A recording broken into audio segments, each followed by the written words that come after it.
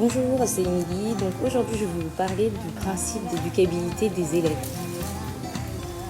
J'adore ce mot, je trouve qu'il parle de lui-même et qu'effectivement, c'est une base dans notre métier. C'est la base de tout ce qui permettra d'aller vers la bienveillance et de pouvoir aider les élèves à progresser.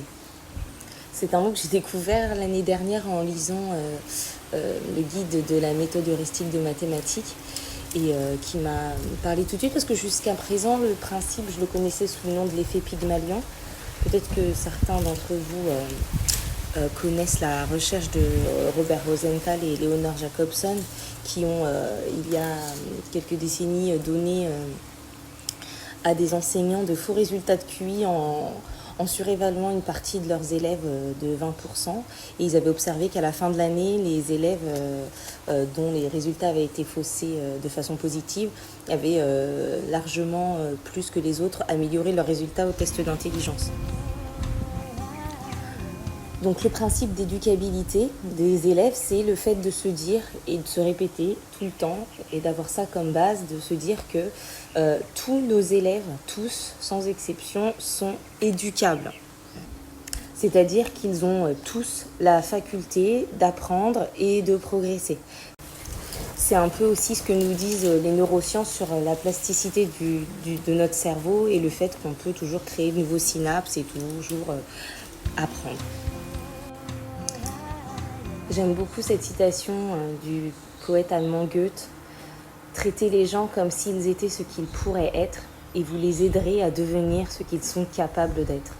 On peut tout à fait remplacer gens par élèves, traiter les élèves comme s'ils étaient ce qu'ils pourraient être et vous les aiderez à devenir ce qu'ils sont capables d'être. Je crois que ça résume très très bien ce qu'est le principe d'éducabilité.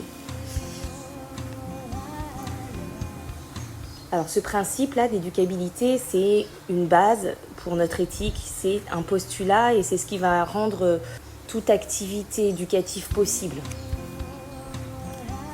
Philippe Mérieux, lui, il dit que seule la postulation de l'éducabilité de l'autre interdit à l'éducateur d'attribuer systématiquement ses échecs à des causes sur lesquelles il n'a pas de pouvoir et d'engager la recherche obstinée de nouvelles médiations. En gros, c'est de pouvoir se dire ok, ça ne marche pas comme ça, j'essaye autrement. Et de ne pas se cacher derrière d'autres raisons. Parce que forcément, en fait, quand on connaît les parcours des élèves, leur vie, il y a toujours des raisons sociales ou psychologiques qui vont nous dire que oui, il n'y arrive pas, c'est pour ça. Ok. Mais même s'il n'y arrive pas comme ça, rapidement, comme les autres, il y a toujours un moyen de le faire progresser, de le faire avancer, de le prendre là où il est et de l'emmener autre part.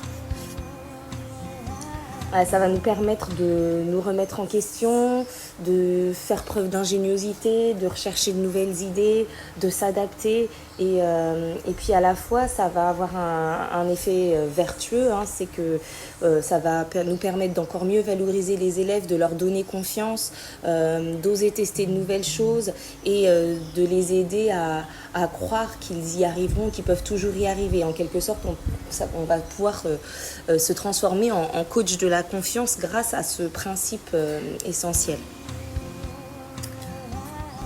Et du coup, on va pouvoir tout faire pour que l'autre réussisse.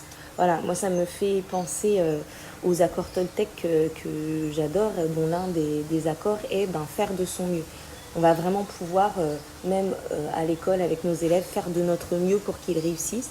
Et ne jamais renoncer à ce principe, même si il échoue. C'est-à-dire que, Philippe Mérieux, il explique très bien que ce qui va avec le principe d'éducabilité, c'est aussi le principe de non-réprocité. C'est-à-dire qu'on va aussi devoir accepter l'idée que ça ne fonctionne pas toujours, que ça peut échouer, mais qu'il va falloir donner sans rien attendre en retour.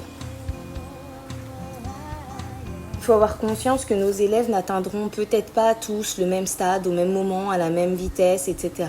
Mais rester, quoi qu'il arrive, convaincus qu'ils le peuvent. En préparant ce podcast, j'ai trouvé cette citation du philosophe Alain qui date de 1952, qui dit « Si je crois que l'enfant que j'instruis est incapable d'apprendre, cette croyance, écrite dans mes regards, et dans mes discours le rendra stupide. Au contraire, ma confiance et mon attente est comme un soleil qui mûrira les fleurs et les fruits du petit bonhomme. Il faut essayer, il faut croire. Voilà, et là encore, on retrouve cette idée de confiance, de foi en l'autre, de croire en ses capacités d'évolution. Et on ne va pas chercher à vérifier que ce soit vrai, à rendre ce principe réel à tout prix, mais on va juste aller dans ce sens et emmener nos élèves vers la réussite autant qu'on le peut et du mieux qu'on le peut. Parce qu'on va bien garder en tête que c'est lui qui apprend et que, comme je dis à mes élèves, je n'ai pas un marteau qui me permette d'entrer coûte que coûte les savoirs, les connaissances et les aptitudes dans leur cerveau, ni un entonnoir pour les gaver de connaissances. Par contre, je peux leur donner tout ce que je peux, mettre à la disposition tout ce qui est possible et croire en eux. Et après, ils se saisiront de ce qu'ils peuvent se saisir et de ce qu'ils voudront se saisir, ce dont ils seront prêts à se saisir à ce moment-là.